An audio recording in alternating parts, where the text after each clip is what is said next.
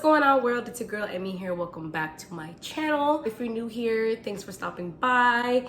And yeah, I know I kind of took a while to finish the rising signs. I should hopefully be finishing today. I'm gonna sit here and do all the things that I need to do.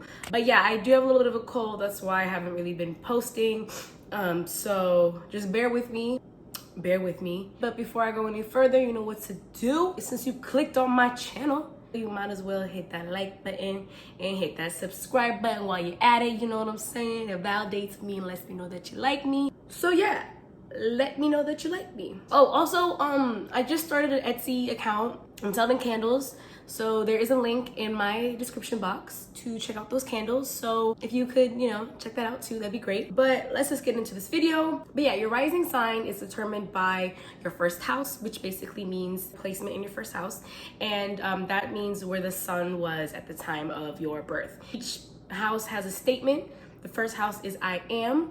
So everything that the first house has to do with is who you are, your identity, how and who you feel that you are in terms of when it comes to presenting yourself out there to the world. This also means how people first see you, how you're perceived, the first impressions, and like it's how you present yourself and is the first initial energy that somebody would get when they meet you. Your rising sign also does have a little bit of impact on your physical appearance or like how you know, put yourself together or even physical like attributes. Astro Finesse, he made a really good example of this where he described your moon, sun, and rising like this. So think of like a house and you see the outside of the house, right?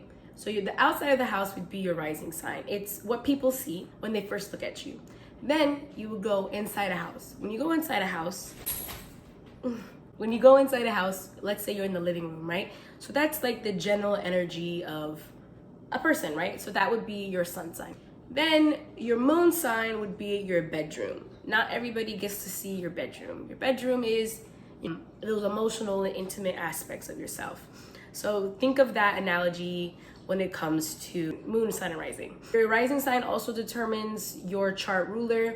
And basically what a chart ruler is the ruling planet of whatever your rising sign is, which means that you would have those general characteristics attached to your persona and presentation when it comes to the world. It's basically like dominant characteristics of how you present yourself.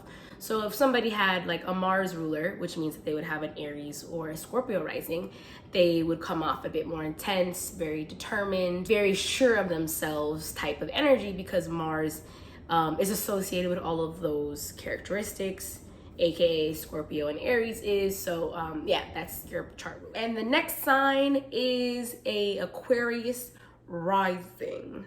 Aquarius risings, when you first meet them, they're pretty like individualistic. They may have their own kind of aesthetic going on. They're very original. Like think original when you think of an Aquarius rising. They're very true to themselves. They march at the beat of their own drum.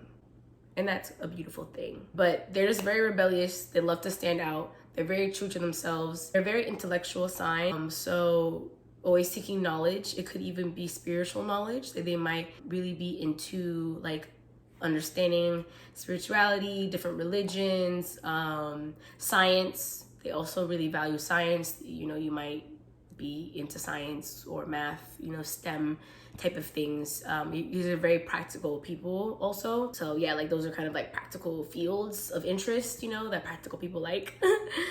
like educating yourself, like you really enjoy educating yourself on things and various topics of things. So you have a wide range of interests. Side note, if you're somebody that, if you're watching this and you're into an Aquarius rising, I would definitely say like boost their ego and be like, oh my God, you're so smart. Like, oh my God, like, wow, like you're just so like, oh, so different. Like, wow, your style is so different. Or like you're like, wow, like I never met anybody who thinks like you. Like, you know, they love that. They love boost that and you are in. Because they're kind of hard to read and they are very like, you know, Geminis can be flaky. Yeah, I mean, they're still an air sign, you know, so they are also flaky and hard. It can be hard to read, especially like when it comes to emotional things. When I think about Aquarius rising, I would think of like a robot in a way, where it's like when it comes to those emotional things, because they're such a logical people, right? Like, you know, robot would be like, I can't compute these emotions. You know, they can't compute because they're just not about that. You know what I mean? Doesn't mean that they can't do it, but it does take. They have to be open to do it. To you know, they're very stuck in their ways. They are a fixed sign as well, so they have to be open to being more vulnerable or like sharing their emotions. If they're not open, they won't do it. You know? Yeah, their freedom is very important to them. They're gonna do what they want. They don't care what you think. They don't care what you think about them. They like to do things pretty unconventionally, and they take their own approach when it comes to doing things. They can also be pretty innovative. Like, what was his name? Benjamin Franklin was an Aquarius, I believe. A lot of like really like famous, I think Stephen Hawking's might be an Aquarius. I could be wrong. I could just be making that up. But yeah, I think also because they're so intellectual and because they do have a spiritual side to them. I don't know if it's like the spiritual aspect or the scientific, logical aspect, but there really is like an energy of being able to make something new and make something different. And you see that in their aesthetic and how they carry themselves, and, you know, not only because they're so willing and like not afraid to be their authentic self, their love for unconventional things, I think, just makes them innovative. I don't really know where I'm trying to go with that, but I hope that made sense. Aquariuses, they love an underdog. If you an underdog, they got your back. Are you kidding me?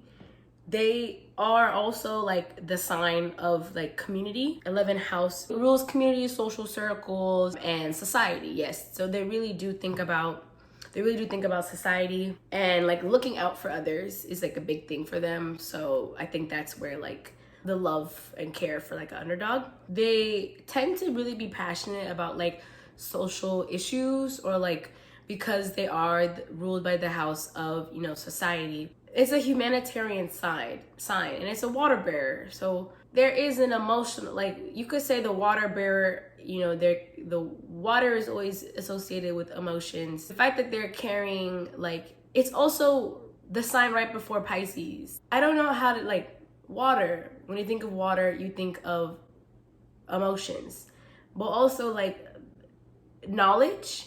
And like, I don't want to say, like, when I think of emotional knowledge, it makes me go to the idea of spirituality. And I know that Sagittarius, they tend to be spiritual. It's like they don't really go for like organized religion. It's more spirituality. So when you think of like that and like waters that they are pouring out, there is a care and there is a connection to something that is above us that they understand. Which could even be why, you know, you always say like Aquariuses want to be with aliens or things like that, or like they like, you know, they know that there's things that are bigger than us and bigger than this planet and bigger than what we know life to be. And they have a good understanding of that, which means that they have to have like a spiritual understanding, if that makes sense. But I don't know where I was trying to go with that, but I think I was trying to touch on like caring about social issues and like making an impact and like being for the community. So if they understand that like if you are hurting, if the strawberry farmers are being underpaid, that affects me because I'm consuming these strawberries that have slave labor attached to it. You know what I'm saying? Like they think in those kind of ways, and they would probably organize something to like, or not a strike, but like, you know, like something to educate people on like, did you know that they only pay them like 5 cents a day? That's what I mean by that. Yeah, it's really interesting that they are so caring about the collective and they always see the good in people, but they're really bad at like emotions and like one-on-one connections. Like they're really good when it comes to like groups and like can even talk emotionally in groups, but when it comes to one-on-one, like they really have a hard time doing those things. And like Sagittarius, you know, Aquarius they do love to learn from other people and like converse with people. One thing that they don't like, I would say, is they don't like unnecessary attention.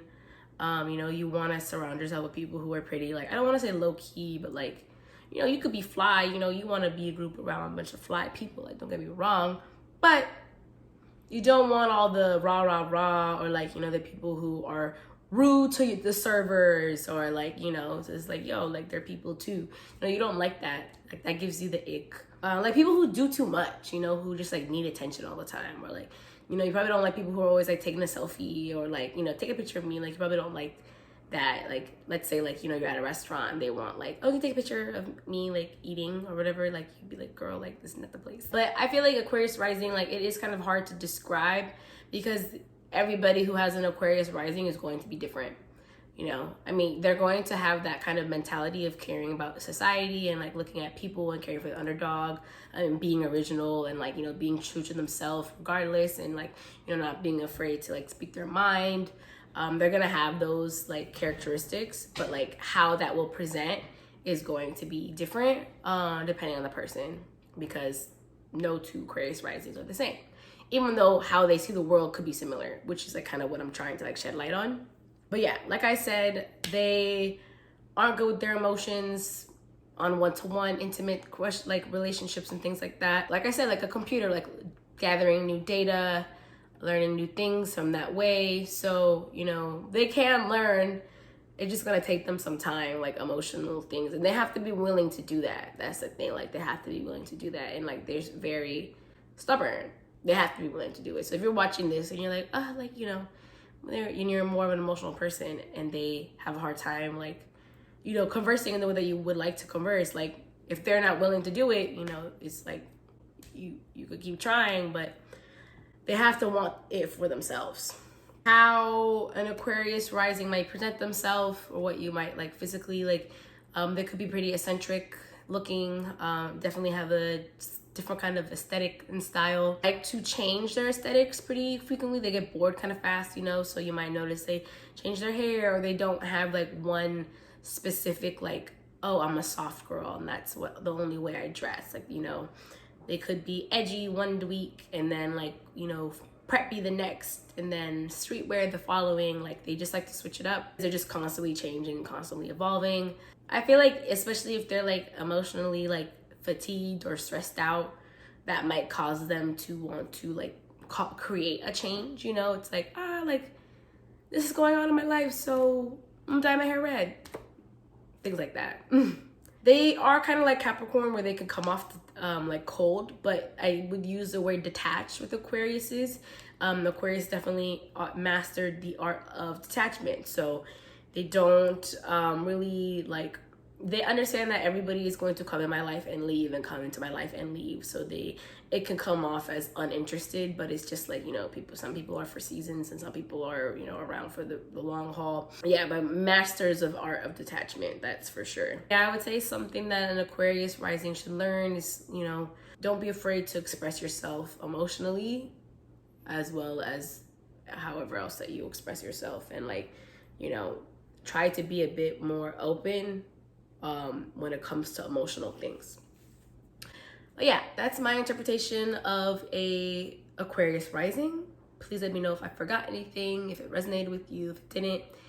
And yeah, I'll see you in my next video. Thanks for watching. And yeah, please subscribe to my channel or like this video, or both. Okay, bye.